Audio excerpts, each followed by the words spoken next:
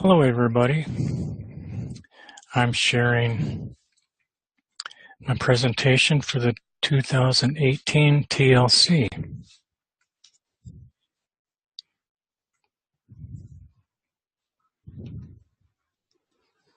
My presentation is entitled Tips and Shortcuts in Managing the Canvas Classroom. I'm presenting it. My name is Tony Sgarlatti.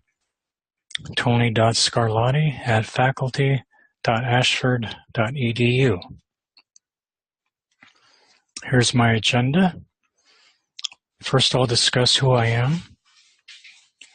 The tips and shortcuts we'll discuss are having an uncluttered dashboard, copying old announcements to a new course, organizing students' names in Excel from the gradebook, pinning important discussions, which includes Ask Your Instructor and Ashford Cafe.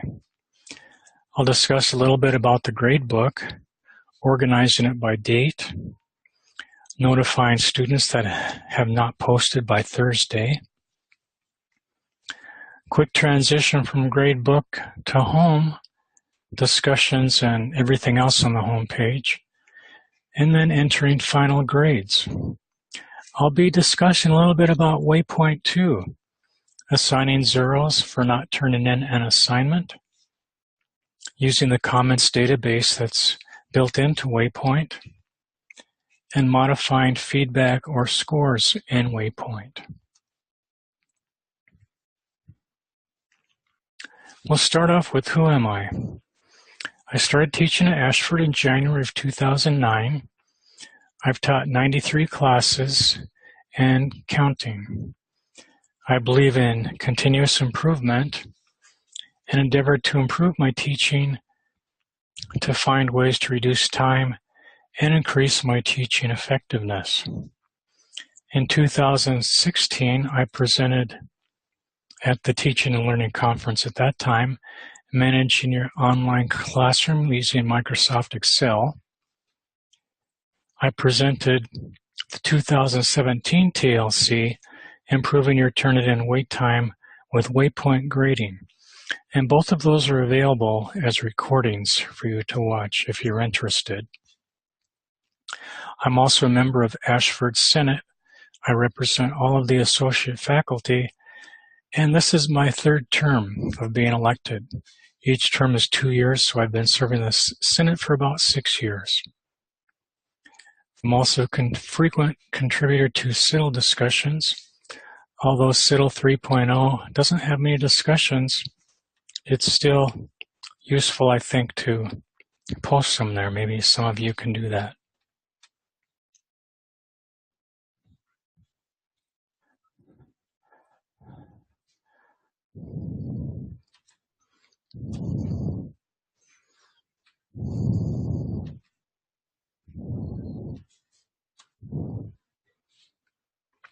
The first thing I want to talk about is uncluttering the dashboard.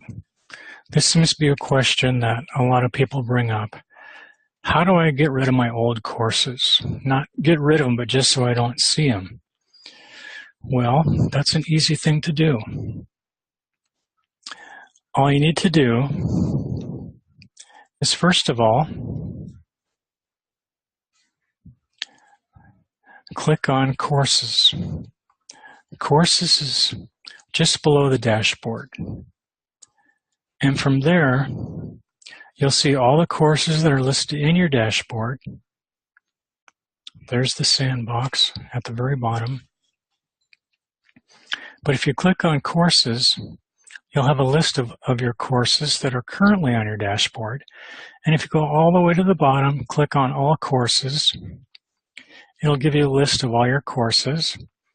And if you notice this an orange star on the left, if you click on that orange star and make it white, it'll eliminate that from your dashboard. It'll still save it in your All Courses, you just won't see it when you look at your dashboard. So I've got courses from June 2017. So I'm going to delete most of those. I'm going to keep 2. I keep 1 to copy old posts into a new course, and then I'll keep my new course. So I'll keep 2 and get rid of the rest of them.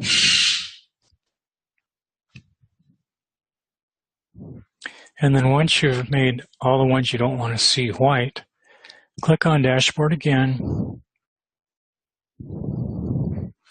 And there's the 2 courses I wanted to keep in my dashboard view. So there you go.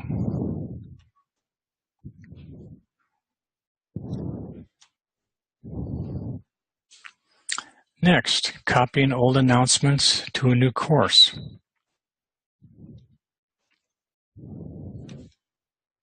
The first thing you do is pick your old course. Here I've got a Business 311 course I've selected.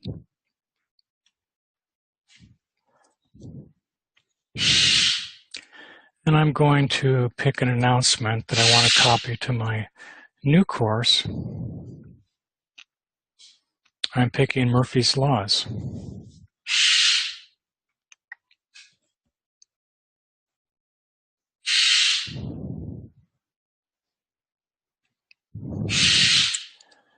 So I'll click on Murphy's Laws, and then I'll click on Edit, and then I'll click on HTML Editor. Then I'll right-click and copy. First I'll select all, then I'll right-click and copy. And then I'll go to my course I want to copy to, click on Announcements, and now I'll click on Add Announcement in the upper right-hand corner. I'll make the title the same, Murphy's Laws. And I'll go into the HTML editor again, right-click the content I copied from the old class, and then go to HTML editor. View my announcement, make sure everything's there like I expect, and everything is. So then I'll click on Delay Posting, because I like to have my announcements made at midnight. So I'll click on the 25th, since this is a new week, and I'm just preparing my class. I'll put in 12 a.m. It puts in the zeros for midnight. Then I'll save it. And then I'll confirm my announcements to make sure everything looks like I expect.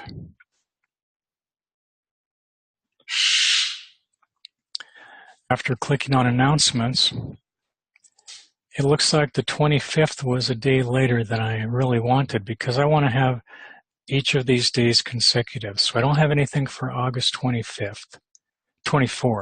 So I'm going to click on Murphy's Laws again, go down to the bottom where it has the date, do an edit, and I don't have to go to the calendar again. I can just change the date. So I'll change the 5 into a 4 for August 24th. And then I'll save that. And I'll look at my announcements again to make sure everything's as expected.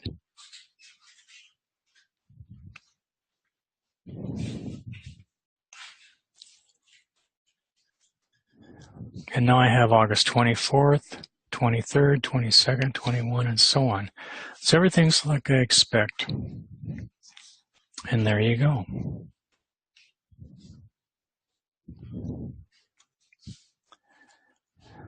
The next thing I want to look at is organizing students' name in Excel. I did a 2016 TLC similar to adding students' name in Excel, but it was for eCollege. And this is going to be for Canvas. So here we go. We start from home. And then we go to grades. This is a new course. So going to grades will show us all the students that enrolled in the course. I've blurred out the student's name and secondary ID. I click on Export CSV file, and it's going to ask me to save or open the Excel CSV file. And I'm going to say open because I don't want to save it on my hard drive, save the space. When it opens it as a CSV file, I just use my cursor, left click, and drag it down on the left, save all the students' names. I don't need their numbers, their secondary ID or number.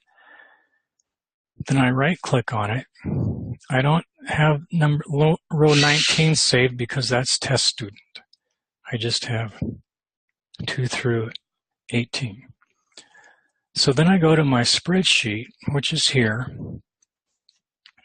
And if anyone wants to know why I have all those rows and columns, you can watch my 2016 TLC video.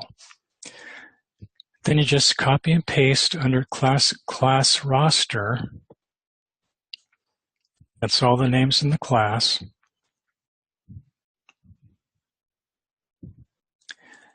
You need to copy and paste one more time at the top.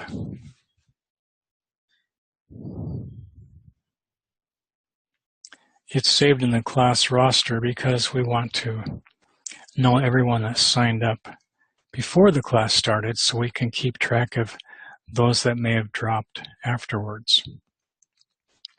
So then we'll click on row 3 under name, right click it or Control V, and that'll populate the names in the spreadsheet.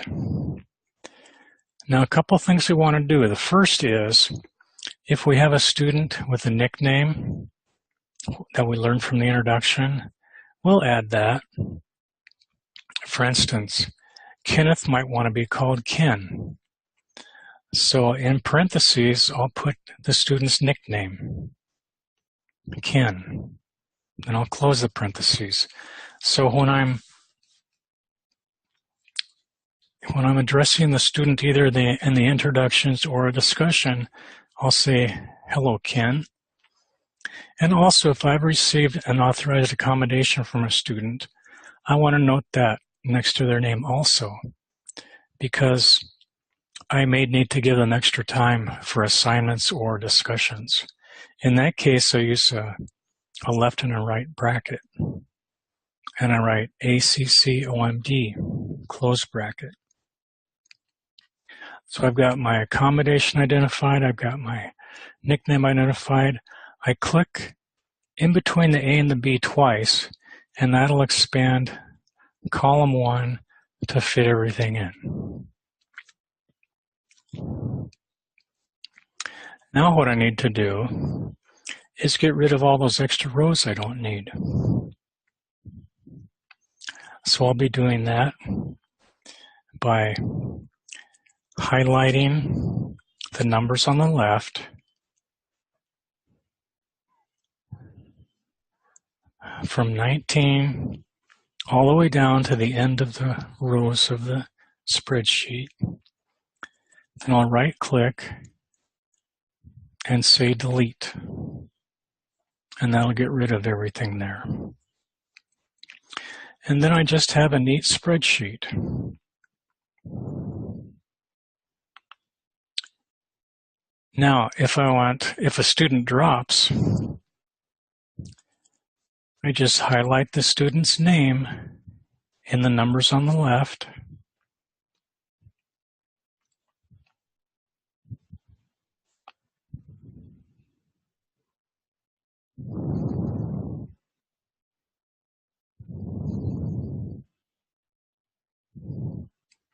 It's usually just one student at a time. So I'll highlight the student's name as a number. It'll go all the way across. I'll go to cut, and then it'll have a dotted line around the person's name. I'll go to dropped, line 22, and say insert cut cells. That'll do two things. One, it'll remove the student's name from the spreadsheet, and it'll put it in the row that says underneath dropped. So there you go. Next, pinning important discussions. Two discussions I consider important are the Ask Your Instructor Forum and the Ashford Cafe. So I'll pin those for my own sake so I make sure I don't miss any of them. I used to pin the current discussions we are in, but since they show up at the top anyway, I don't worry about that. I just pin Ask Your Instructor and Ashford Cafe. And the way you do that, there's 3 dots on the right. You left click it, you left click pin, and then you do the same for Cafe, Ashford Cafe. You left click the 3 dots, you left click pin, and now both the Ask Your Instructor and Ashford Cafe are at the very top pinned. So you'll always see them when you look at discussions.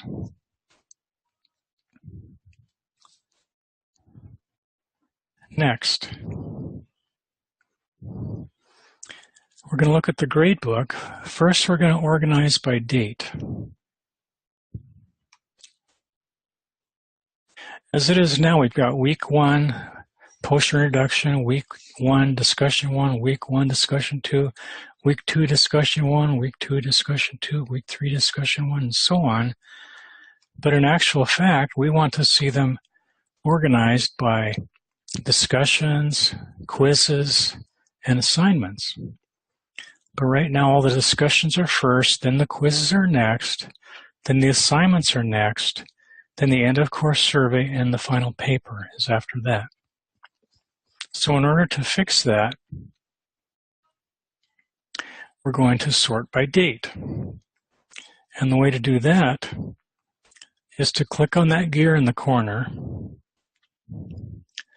and just say sort by date. Oops, I went up. Okay, so we click on that gear. Let me move this up a little bit.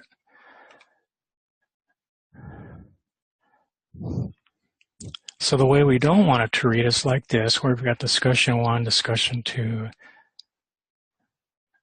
all the weeks in order. Then we've got the quizzes in order. Then we've got the assignments in order. But we want to see everything sort of by date. So we click on the gear in the upper corner, right above the discussion row, and you'll see arranged columns by due date. Left click on that. And now when you look at the different columns, you see discussion, week 1, discussion 1, discussion 2, then you got the quiz. Then you got week 2, discussion 1, discussion 2, week 2 quiz, then week 2 assignment, and so forth. Everything's sort of by date now, which is preferable. At least to me it is.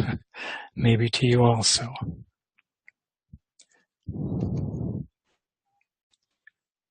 The next thing we're going to look at is also the gradebook. This is how you notify students that haven't posted by Thursday. Try and keep on top of this because it's very important that students post when they're supposed to, which in general is Thursday. Some colleges take off 20% per day, some 10%. So do whatever your college recommends. But you need to remind students if they haven't posted by Thursday so that they'll have the fewest points taken off for lateness. So first you go to the discussion that they haven't posted, and you'll see the dashes, which means they haven't posted, but you're going to click on the green upside down triangle and go down to message students who, and then you're just going to leave haven't submitted yet. It already fills in the subject. You're just going to write a message. And it looks like 3 didn't post in the first discussion, and I'm just going to make it generic since it's the same message is going to all 3 students. Dear students, or dear student, I just say it to 1 because they don't know I'm sending it to 3. So I say, dear student, I'm not seeing any posts or replies for the above discussion. And I say that because they're also going to receive one for discussion 2, rather than say for discussion 1 and then change that for discussion 2. I just say the above discussion because it's glance visible when you look at the subject. No submission for week 5, discussion 1. And I said, since this is our final week, please post ASAP to have the fewest points taken off for lateness. And I could have also added, remember that discussions are worth 39.5% of your overall grade. But I've already said that in previous announcements, and usually the people that are late are the same ones, so they've already seen that. And I've also said in other announcements the weight of the grades for the announcements, so that's just redundant, but it doesn't hurt to add it also. So you can make up your own mind on what you want to say in your message. Those are just ideas. Then you want to copy it so that you can use it for discussion 2. So you right-click, copy, send message, and then you go to discussion 2. Same thing, message students who haven't submitted yet. Now in this case, 5 students haven't submitted for discussion 2, but my message is going to be the same.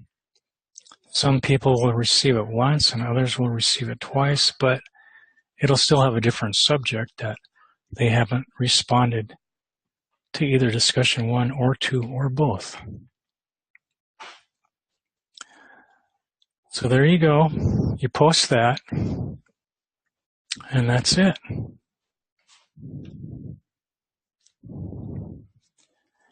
Next, here's a quick transition from your gradebook to every place else in the classroom.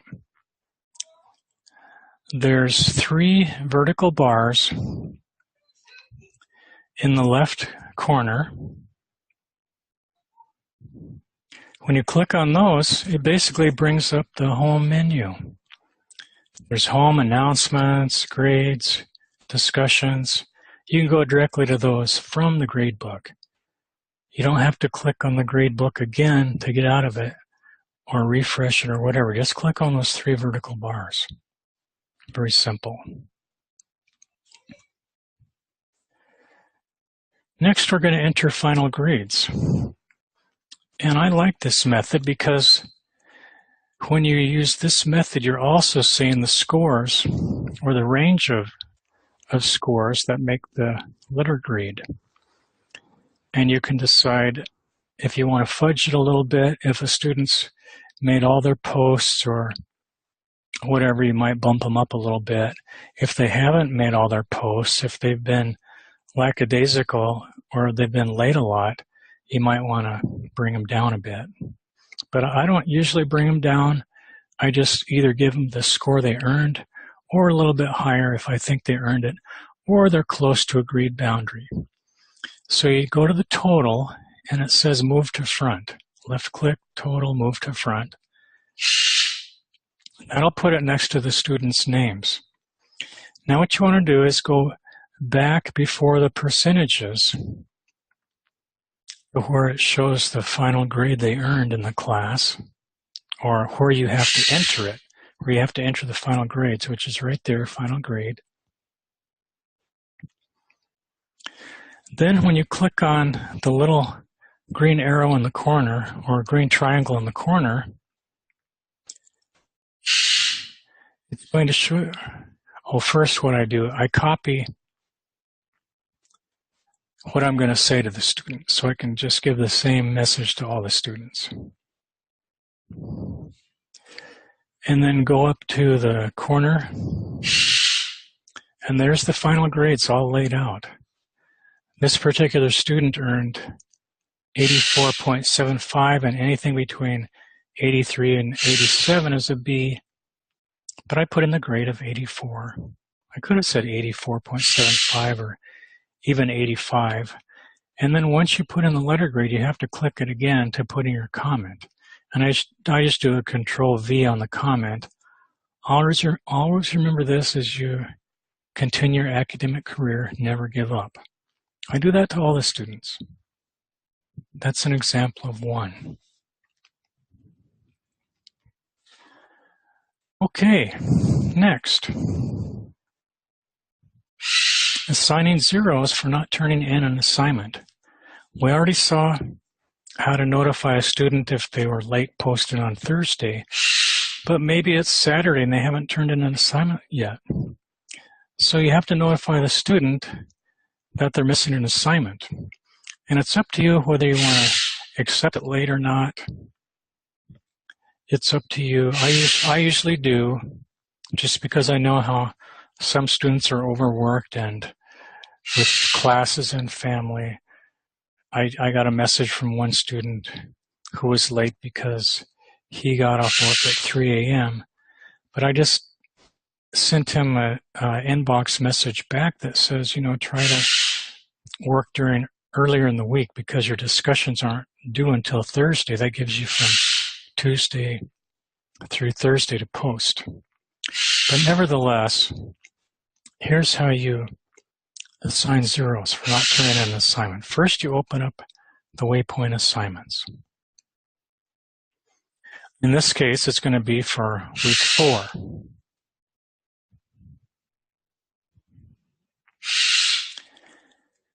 And you're going to click on Show Roster. And then you're going to click on Last Submission. You click on it once so the pyramid is facing up. If it was facing downward, you'd get the oldest ones first.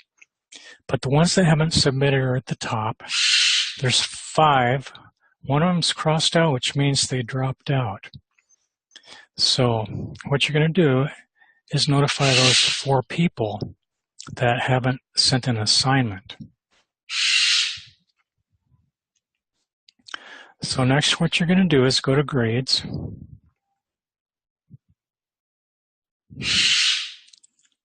From Grades, you're going to go to Week 4 assignment. So you're just going to keep going right for a while.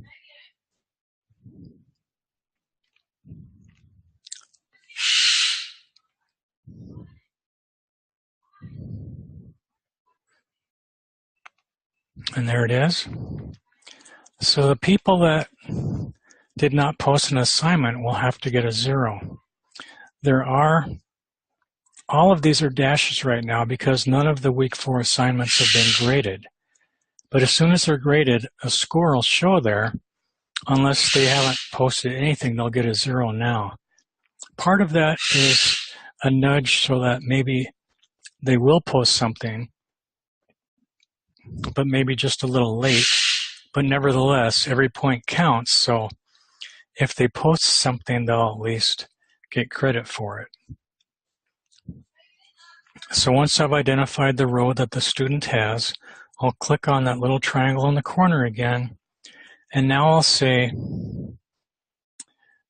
view as grade point. And the reason I do that and not just put in a grade and then go back to a comment is because I can do this both at once. The reason I don't do it for the final grades is because then I won't be able to see the range of grades. Here it doesn't matter because they're just going to get a 0 for not turning in their assignment. So I always start out with the person's first name, hello, person's first name, and then I put in a few words to encourage them to post because when they don't post, it affects their grade. And in this case, and you can make your own grades. In this case, I said your week 4 assignment was due on Tuesday and has not been received.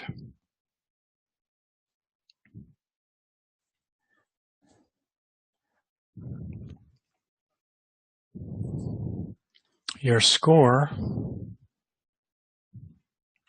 therefore,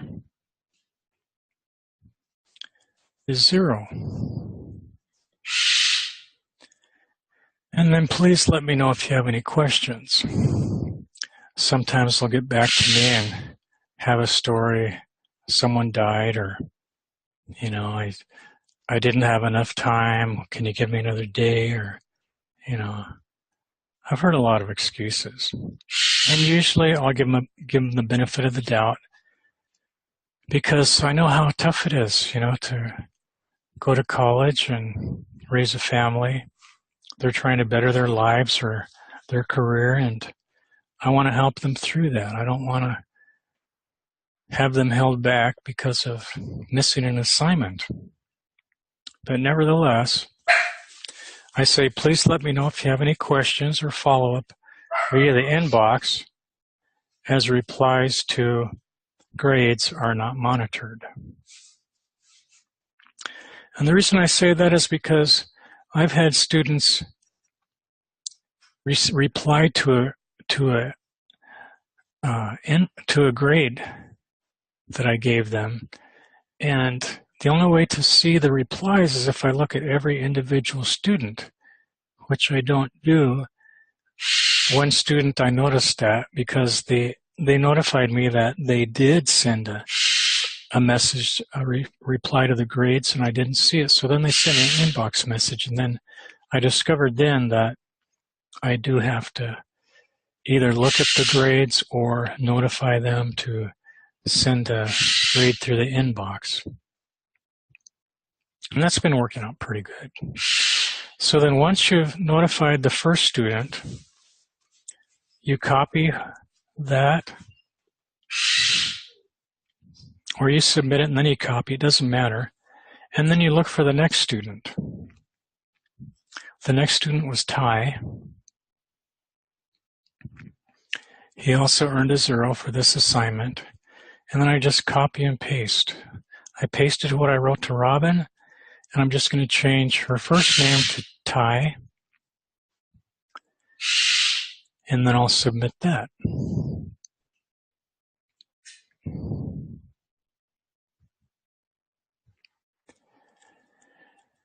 And then when you're grading discussions, you can also discover if you've answered enough of the students by doing the pull down. If this says 15 out of 18, means you haven't replied to 3. So just click on that little arrow up here, and you'll see the ones that are light. The ones that are graded will be dark with a green check mark, but the other ones will be light. So you'll know you'll have to go back to them and finish grading. So there you go. That's assigning 0s for not turning in an assignment. Next, we're going to look at using WAYPOINT comments database. WAYPOINT has a big database with comments built in, and I want to show you how to use a few of those. Basically, what you do is you download the Microsoft Word document, because that's what you're going to use for formatting. You're going to write the comments in the PDF document that's generated by WAYPOINT, but you want to use the Microsoft Word document to check the formatting, check the paragraph spacing. You can see there's no header here. The font is not Times New Roman. And then going down a little bit,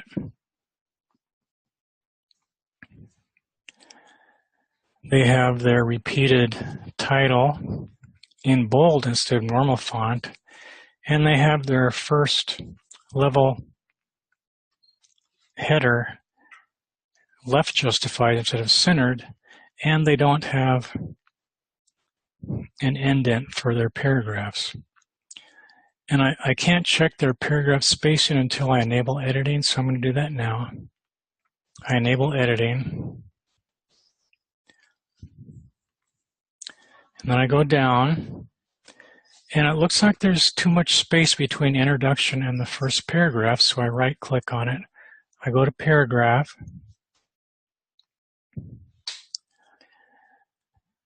and it says spacing after is set at 8 point. If that's not set at 0, there's too much space. So I notify the student of that.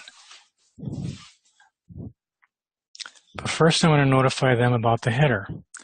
So I'll stretch this box out for the header, where the header should be, and then I type in heading is, because I know then I'll find the comment I want.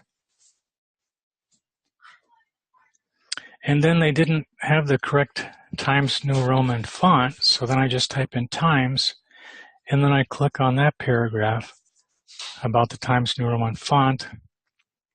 I click on Post, and then there's those two comments. Then I go down, and I'm going to comment on the repeated and centered title. That's bold instead of in normal font. And it's above page 2, but that's okay because I confirmed that their Word document file looked fine. WAYPOINT has a tendency to not make the document look correct. So I go down, I find the comment that notifies them that the repeated and centered title needs to be in normal font. And I give them another comment about or before that, I let them know that they can't have any empty spaces or empty lines. So there's a comment for that by doing a search on blank lines. Then the first level heading, I just type in first level, and then I'll get the comments for that. I'll click on that paragraph. And then I'll go down. For the line formatting, it's 8 point instead of 0, so I just type in 8. And it brings up a paragraph that says 8 or 10 points. I take out the 10 and just leave the 8. And then it lets them know that their line spacing should be 0. And then I highlight their starting, and then I say indent. I go to the second one, which says your line spacing must be a ½ inch. So that's to get you started on how to use the comments database built into WAYPOINT.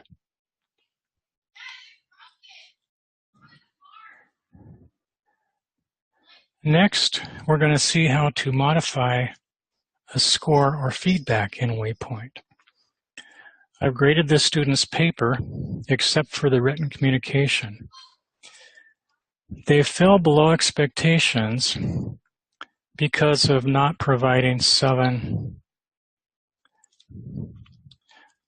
resources. Distinguished is providing more than 7, proficient is providing 7, basic is less than 7, and below expectations is like 2 or something of that nature. Use your own judgment. So I don't like what it says for feedback, so I click on Edit Student Feedback, and I modify it a little bit. Instead of saying uses an inadequate number of resources that provide little or no support to class, sources used may not be scholarly.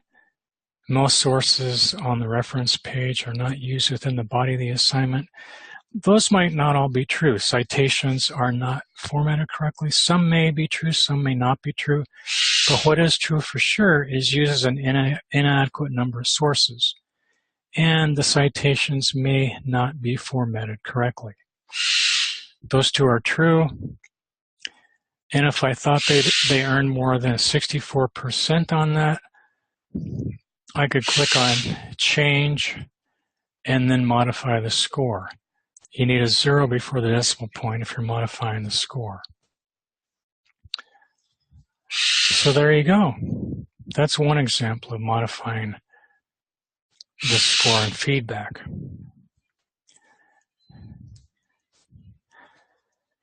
And with that, we've come to an end. Thanks for watching. If you have any questions or comments, please reach me at tony.sgarlatti@faculty.ashford.edu.